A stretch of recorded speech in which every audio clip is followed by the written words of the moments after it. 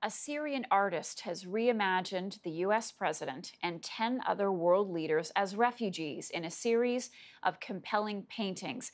Abdalla Al Omari, a refugee living in Belgium, says his own experience prompted him to create the Vulnerability series. He joins me now from Brussels to discuss. Good morning. Welcome to our program. Good morning. Thank you. So these are portraits of some of the most powerful people in the world in vulnerable situations.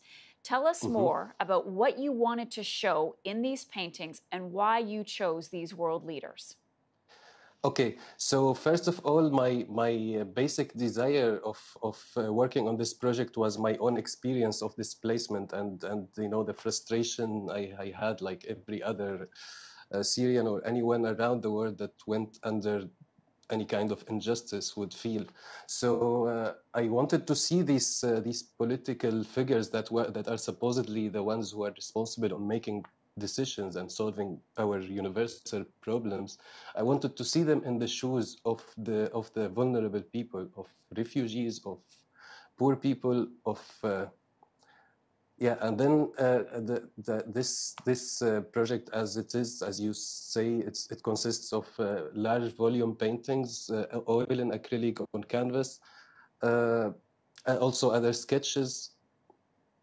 Wow, You would see these figures. Right now we're looking at the one of Donald Trump, and he's got a child slumped over a soldier, and he's holding a picture of what we assume is his family. Tell us more about that and your intention behind it.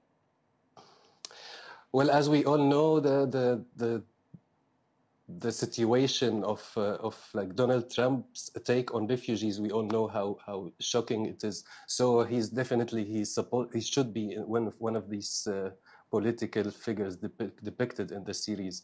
As you said, you see him in a vulnerable state. He had gone through a journey through the Mediterranean Sea or through the mountain to arrive somewhere safe.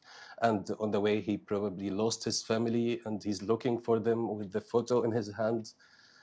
So yeah, that's like how it looked like, my version of Donald Trump.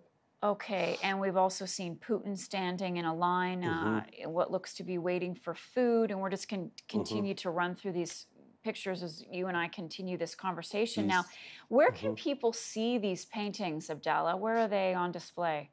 Yeah, they were actually already on display in two different places. Now, unfortunately, the two exhibitions are finished. It was one in Dubai in a young gallery, and one in Hamburg during the G20 summit in a gallery called Affenfaust Gallery. Now both are finished, so I would say, yeah, next will still come. There is still an exhibition that will be coming.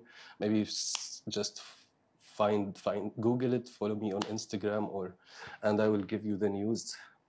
And my last question to you then is, what do people say to you after looking at your paintings?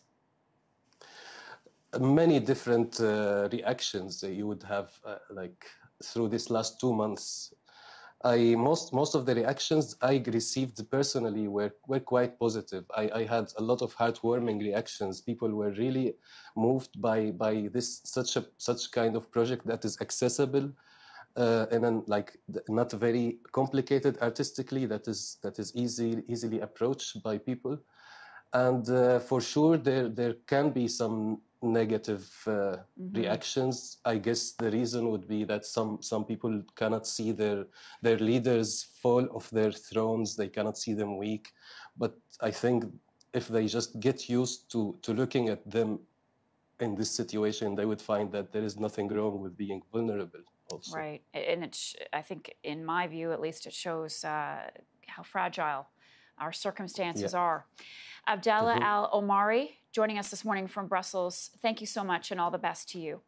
Thank you for having me.